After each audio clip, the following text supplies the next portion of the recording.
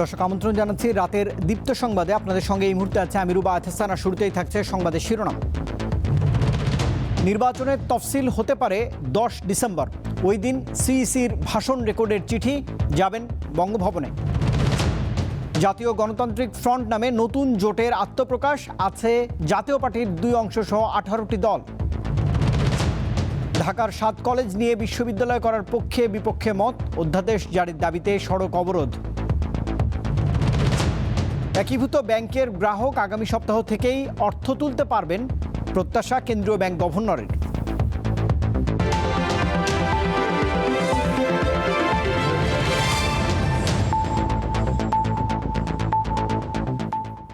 এবারে পুরো আয়োজন।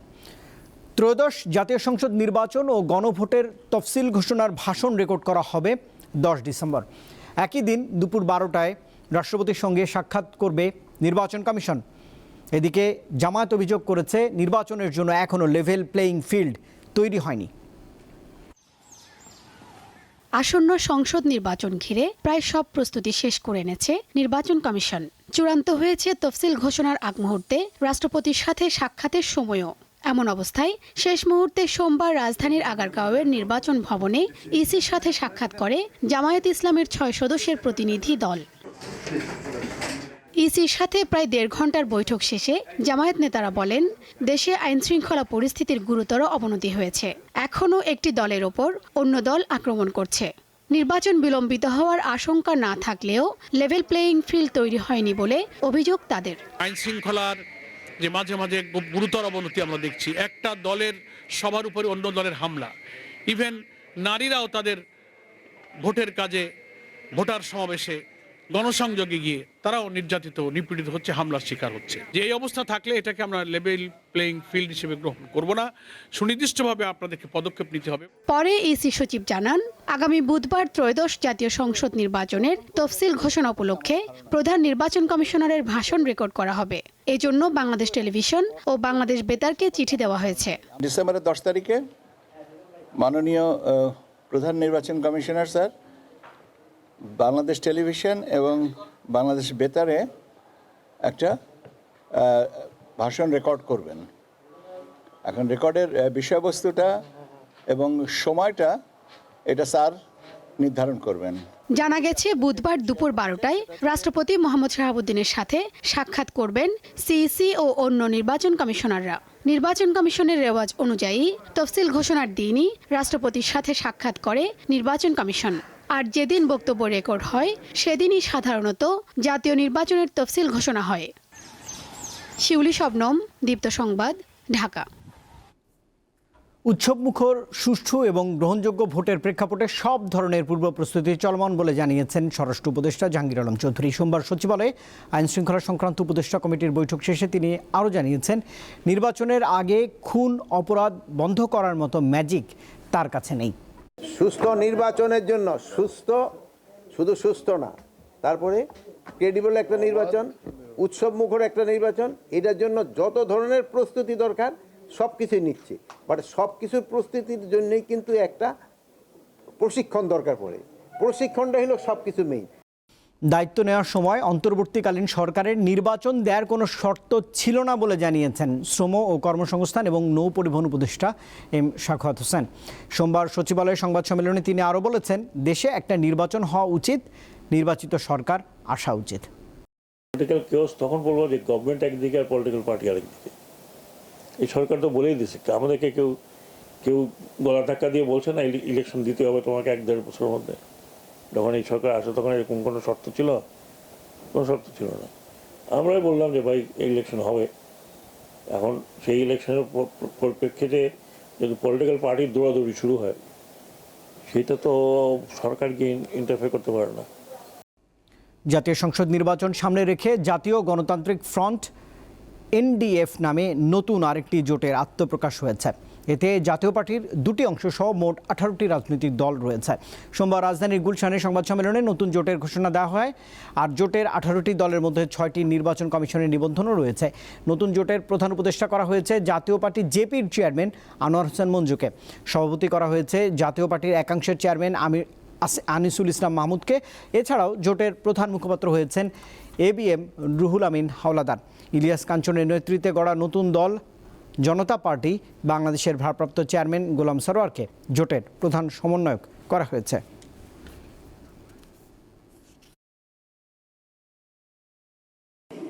এই যে মব কালচার, এটা তো বন্ধ হয়নি। মব কালচার বন্ধ হয়, আমি তো এটা দেখতে পাচ্ছি। এই নির্বাচনে মব কালচারের নির্বাচন হতে যাচ্ছে যদি না এই সরকার জরুরি ভিত্তিতে আইন শৃঙ্খলা কঠোরভাবে তারা আয়ত্তে না। একজন ভালো আর সবাই খারাপ, আওয়ামী লীগ আমলের এই প্রচার এখনও চলছে বলে মন্তব্য করেছেন বিএনপির ভারপ্রাপ্ত চেয়ারম্যান তারেক রহমান। এটা গণতন্ত্রের জন্য হুমকি উল্লেখ করে তিনি বলেছেন এর পরিবর্তন হতে হবে। সোমবার সন্ধ্যায় রাজধানীর ফার্মগেটে কৃষিবিদ ইনস্টিটিউশন মিলনায়তনে বিজয়ের মাস উপলক্ষে আয়োজিত দেশ গড়ার পরিকল্পনা শীর্ষক অনুষ্ঠানে ভার্চুয়ালি যোগ দিয়ে তিনি একথাই বলেছেন। তারেক রহমান বলেন, বিএনপি বহুদলীয় গণতন্ত্রে বিশ্বাস করে। বহুদলীয় গণতন্ত্রে মানুষ বিভিন্ন মতামত দেবে, মতামত দেওয়ার অধিকার তার রয়েছে, বক্তব্য রাখার অধিকার তার রয়েছে।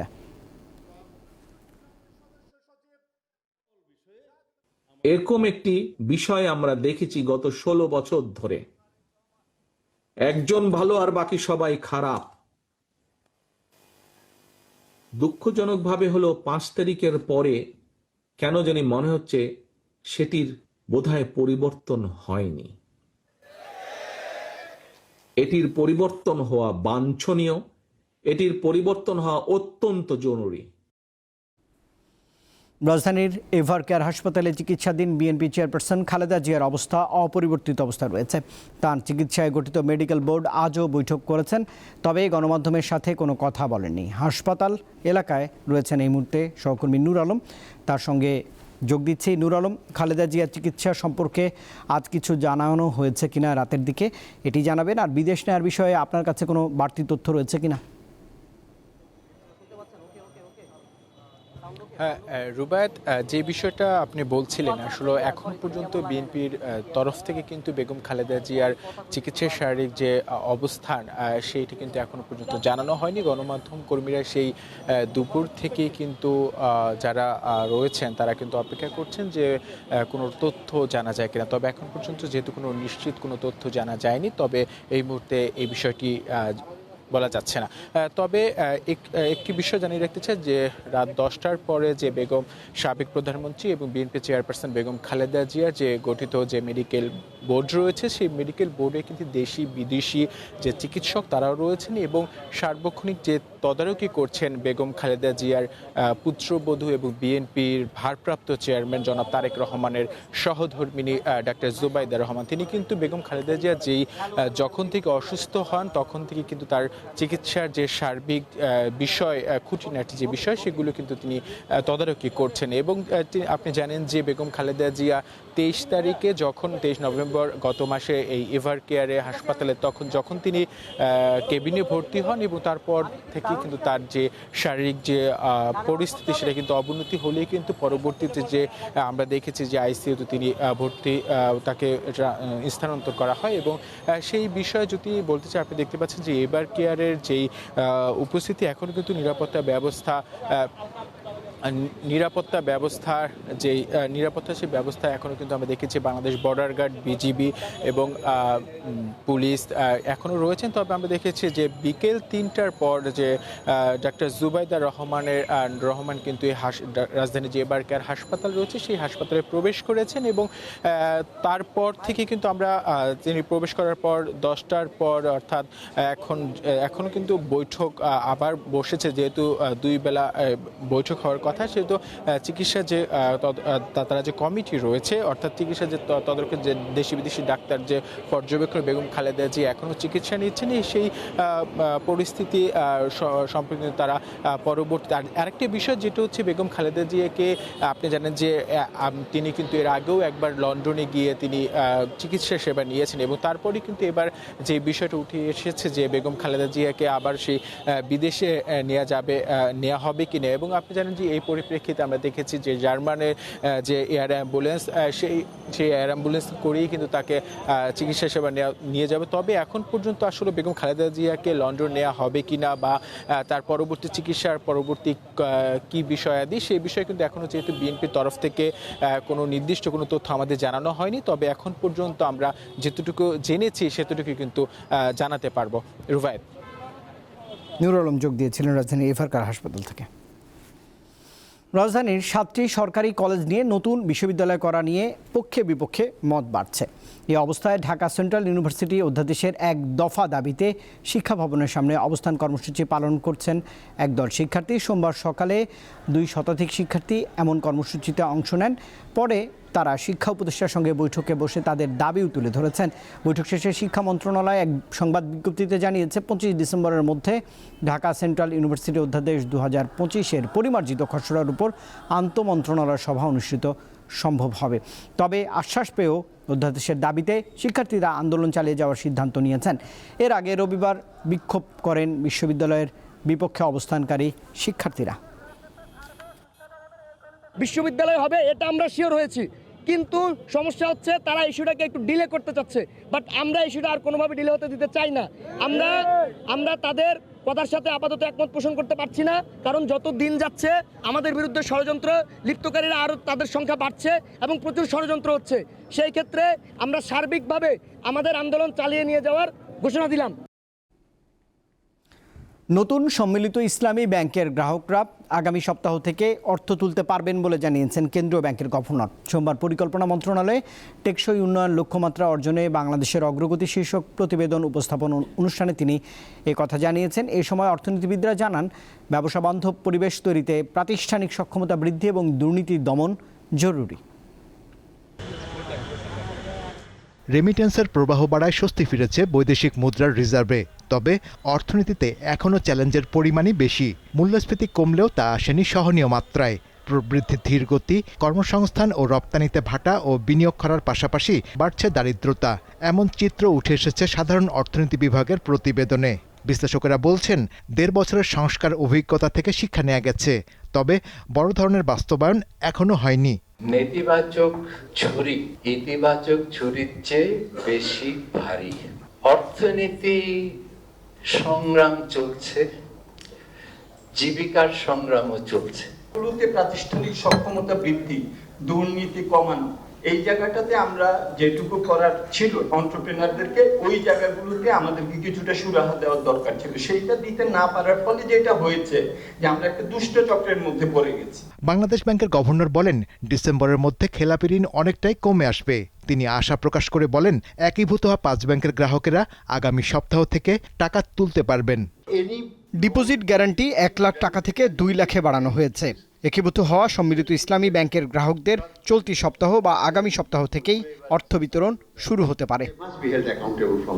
প্রধান উপদেষ্টার প্রেস সচিব অভিযোগ করেন, চট্টগ্রাম বন্দরকে বিদেশিদের পরিচালনায় দেওয়ার বিষয়ে বিভিন্ন মহল অপপ্রচার চালাচ্ছে। খুব কম সাপোর্ট পেয়েছি হচ্ছে বিজনেস অ্যাসোসিয়েশনগুলোর। একটা গার্মেন্ট সেক্টরে একটা স্টেটমেন্ট দেখেছেন তারা এটাকে ওয়েলকাম করে।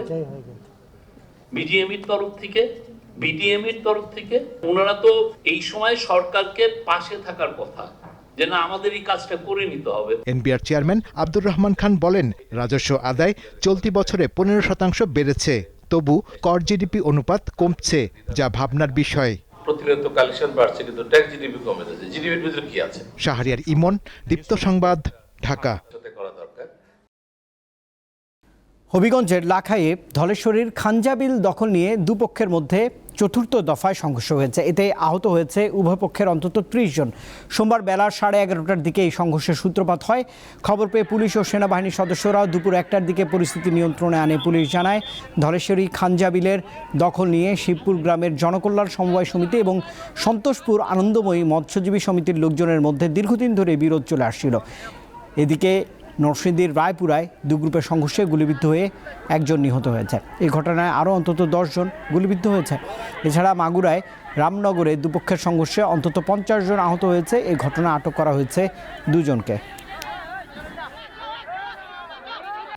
আমদানির অনুমতি দেওয়ার একদিনের ব্যবধানেই কেজিতে 20 থেকে 40 টাকা পর্যন্ত কমেছে পেঁয়াজের দাম।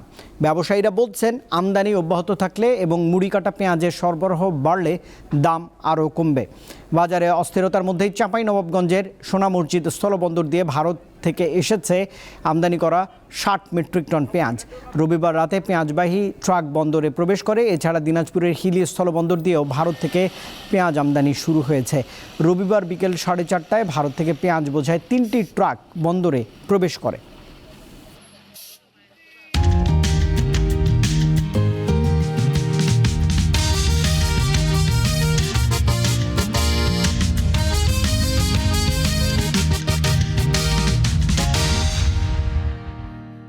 এবারে বিজয়ের মাসের খবর। 1971 সালের 8 ডিসেম্বর এদিন কুমিল্লা, ব্রাহ্মণবাড়িয়া ও চাঁদপুর মুক্ত হয়। এই 3টি গুরুত্বপূর্ণ শহরে পাকিস্তান হানাদার বাহিনী পরাজিত হয়ে আত্মসমর্পণ করে। এদিন কুমিল্লা বিমানবন্দরে পাকিস্তানি সেনাবাহিনীর অবস্থানের উপর মুক্তিযোদ্ধারা আর্টিলারি আক্রমণ চালায়। এক পর্যায়ে তারা আত্মসমর্পণ করতে বাধ্য হয়। এ সময় রাস্তায় নেমে আসে জনতার ঢল। মিত্রবাহিনী এবং মুক্তিযোদ্ধাদের ফুল দিয়ে বরণ করে নেন আপামর জনতা। কুমিল্লার টাউন হল মাঠে উত্তোলন করা হয় স্বাধীন বাংলাদেশের পতাকা। একইভাবে যুদ্ধ বিধ্বস্ত ব্রাহ্মণবাড়িয়া মুক্ত হওয়ার পর সর্বত্রই ওড়ানো হয় লাল সবুজের পতাকা। দেশের এক একটি প্রান্ত জয় করে মিত্র মুক্তিবাহিনী ঢাকার দিকে ঝড়ের বেগে এগিয়ে আসতে শুরু করে।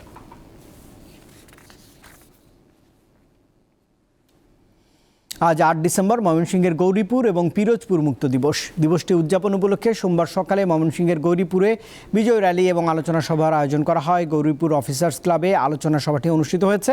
এদিকে নানা আয়োজনে পালিত হয়েছে পিরোজপুর মুক্ত দিবস।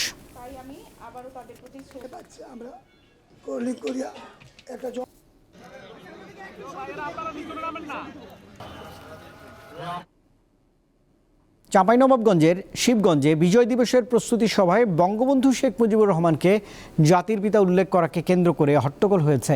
সোমবার দুপুরে উপজেলা পরিষদের সম্মেলন কক্ষে অনুষ্ঠিত এ সভায় বক্তব্য দেওয়া নিয়ে দুপক্ষের মধ্যে তীব্র বাকবিতণ্ডার সৃষ্টি হয়। সভায় বীর মুক্তিযোদ্ধা আব্দুল হামিদ বঙ্গবন্ধুকে জাতির পিতা উল্লেখ করে বক্তব্য দিলে মোবারকপুর ইউনিয়ন পরিষদের চেয়ারম্যান এবং ইউনিয়ন বিএনপির সহসভাপতি মাহমুদুল হক হায়দারি আপত্তি জানান। এ সময় উভয় পক্ষ উত্তেজিত হয়ে ওঠে এবং পরিস্থিতি উত্তপ্ত হয়ে পড়লে সভা পণ্ড হয়ে যায়।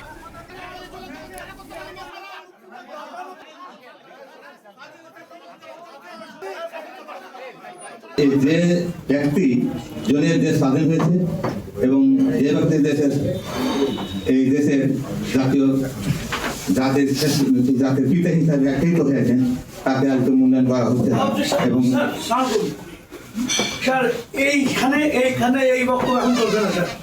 আন্তর্জাতিক প্রসঙ্গ। থাইল্যান্ড ও কম্বোডিয়ার সেনাদের মধ্যে সীমান্তে নতুন করে সংঘর্ষ হয়েছে। এ সময় এক থাই সেনা সদস্য নিহত এবং 4 জন আহত হয়েছেন।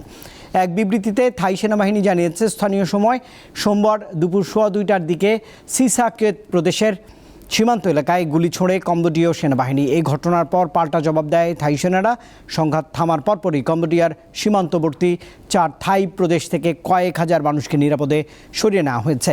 এর আগে গত রবিবার কম্বোডিয়ার বিরুদ্ধে জাতিসংঘে অভিযোগ জানিয়েছিল থাইল্যান্ড।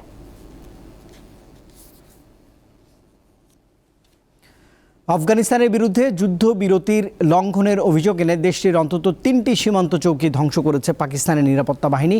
এতে কমপক্ষে 23 জন আফগান সেনা নিহত হয়েছে বলে দাবি পাকিস্তানের। শুক্র ও শনিবার দুই দেশের সীমান্ত সংঘর্ষে এই হতাহতের ঘটনা ঘটেছে। পাকিস্তানের সংবাদ মাধ্যম জানিয়েছে, শুক্রবার গভীর রাতে বেলুচিস্তানের সীমান্তবর্তী এলাকায় তালেবান বাহিনী হঠাৎই হামলা চালায়। জবাবে পাকিস্তান বাহিনীও পাল্টা গুলি ছোড়ে। আফগান তালেবানের মুখপাত্র জবিউল্লাহ মুজাহিদ অভিযোগ করেছেন, পাকিস্তান বাহিনী কান্দাহার প্রদেশের স্পিন বোলদাক জেলায় হামলা পরিচালনা করেছে। পাকিস্তানের গোলাবর্ষণে 5 জন প্রাণ হারিয়েছেন, এর মধ্যে 1 জন তালেবান সদস্য রয়েছে।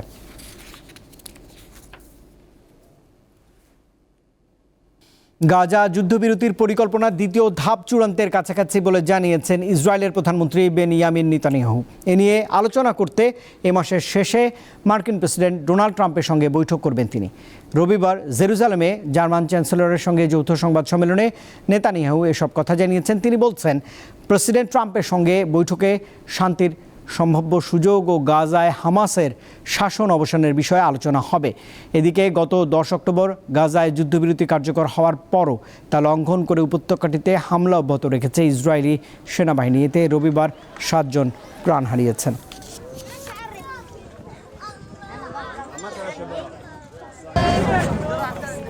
এবারে খেলার খবর জানাচ্ছি। অস্ট্রিয়াকে 5-4 গোলে হারিয়ে যুব হকি বিশ্বকাপের চ্যালেঞ্জার ট্রফি জিতেছে বাংলাদেশ দল। ভারতের তামিলনাড়ুর মাদুরাই ইন্টারন্যাশনাল হকি স্টেডিয়ামে আজও বাংলাদেশের হয়ে হ্যাট্রিক করেছেন আমিরুল ইসলাম। একটি করে গোল করেছেন রাকিবুল হাসান এবং হুজাইফা হোসেন। মূল টুর্নামেন্টের ফাইনাল না হলেও কাগজে কলমে এটিকে ফাইনাল বলা যায়। স্থান নির্ধারণী সেই ফাইনাল জিতে 17তম হয়ে চ্যালেঞ্জার ট্রফিটা পেয়েছে বাংলাদেশের যুবারা। এই টুর্নামেন্টে দুর্দান্ত খেলেছেন বাংলাদেশের আমিরুল ইসলাম। 6 ম্যাচে এটি তার 5ম হ্যাট্রিক। সব মিলিয়ে এই টুর্নামেন্টে তিনি 18টি গোল করেছেন, যার 15টি পেনাল্টি কর্নার থেকে। 24 দলের টুর্নামেন্টে আমিরুলই সর্বোচ্চ গোলদাতা।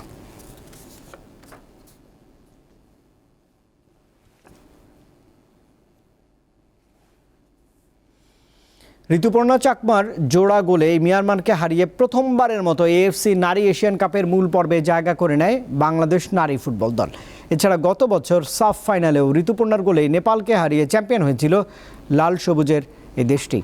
সামাজিক ও পারিবারিক নানা প্রতিবন্ধকতা পেরিয়ে উঠে আসা ঋতুপর্ণা এখন শুধু ক্রীড়াঙ্গন নয়, পুরো দেশেরই অন্যতম এক আইকনে পরিণত হয়েছেন। ক্রীড়ায় নারী জাগরণ সৃষ্টিতে এমন অসামান্য ভূমিকার জন্য 21 বছর বয়সী এই তারকা নারী ফুটবলারের এবছরের বেগম রোকেয়া পদকের জন্য নির্বাচিত হয়েছেন। এবার ক্রীড়ায় ঋতুপর্ণা ছাড়াও নারী শিক্ষা খাতে ডক্টর রুভানা রাকিব, শ্রম অধিকার আন্দোলনে কল্পনা আক্তার, মানবাধিকার খাতে অবদানের জন্য ডক্টর নাবিলা ইদ্রিস এই পদকের জন্য নির্বাচিত হয়েছেন।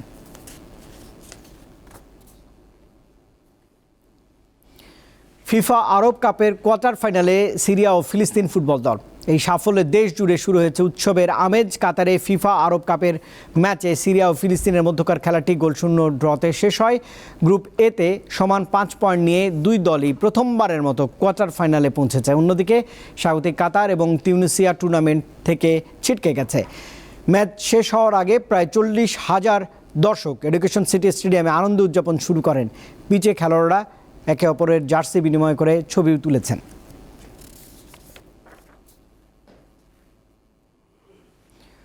শৈশবের ক্লাব সান্তোসে চোট নিয়ে খেলে লক্ষ্য পূরণ করে বাঁ পায়ের অস্ত্রোপচার করাতে যাচ্ছেন তারকা স্ট্রাইকার নেইমার। দলকে বাঁচাতে শেষ 3 ম্যাচে ইনজুরি নিয়েই খেললেন নেইমার। আগের ম্যাচে তিনি হ্যাট্রিক করেন, এর আগের ম্যাচেও করেছেন গোল। মৌসুমে 38 ম্যাচের 19টিতেই কেবল খেলতে পেরেছেন এই তারকা। এর সবকটিতেই শুরুর একাদশে ছিলেন না নেইমার। গোল করেছেন 8টি। রোববার রাতে ক্রুজেইরোর বিপক্ষে 3-0 গোলের জয়ে সান্তোস রেলিগেশন থেকে টিকে যাওয়ার পর ব্রাজিলিয়ান ফরওয়ার্ড নিশ্চিত করলেন বাঁ পায়ে অস্ত্রোপচার করাতে যাচ্ছেন তিনি। শেষ লিগ ম্যাচ জিতে ব্রাজিলের প্রথম বিভাগে টিকে থাকা নিশ্চিত করল তার দল।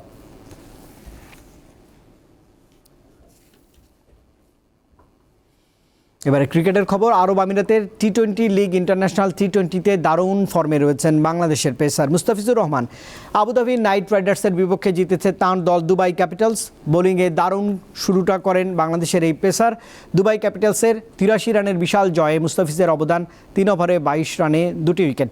এই ম্যাচে 11টি বল ডট দিয়েছেন এই পেসার। সব মিলিয়ে 2 ম্যাচে 42টি ডেলিভারির মধ্যে 24টি বল ডট দিয়েছেন মুস্তাফিজ।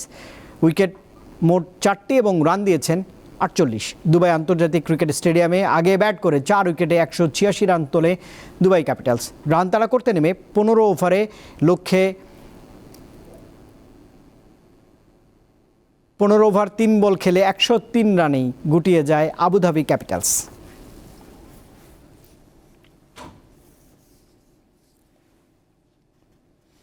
দর্শক, এই খবরের সঙ্গে শেষ করছি রাতের দীপ্ত সংবাদ। শেষ করার আগে প্রধান খবরের শিরোনাম জানাবো আরেকবার। নির্বাচনের তফসিল হতে পারে 10 ডিসেম্বর। ওই দিন সিইসির ভাষণ রেকর্ডের চিঠি যাবেন বঙ্গভবনে। জাতীয় গণতান্ত্রিক ফ্রন্ট নামে নতুন জোটের আত্মপ্রকাশ। আছে জাতীয় পার্টির 2 অংশসহ 18টি রাজনৈতিক দল। ঢাকার 7 কলেজ নিয়ে বিশ্ববিদ্যালয় করার পক্ষে বিপক্ষে মত। অধ্যাদেশ জারির দাবিতে সড়ক অবরোধ। একীভূত ব্যাংকের গ্রাহক আগামী সপ্তাহ থেকে অর্থ তুলতে পারবেন, প্রত্যাশা কেন্দ্রীয় ব্যাংক গভর্নরের।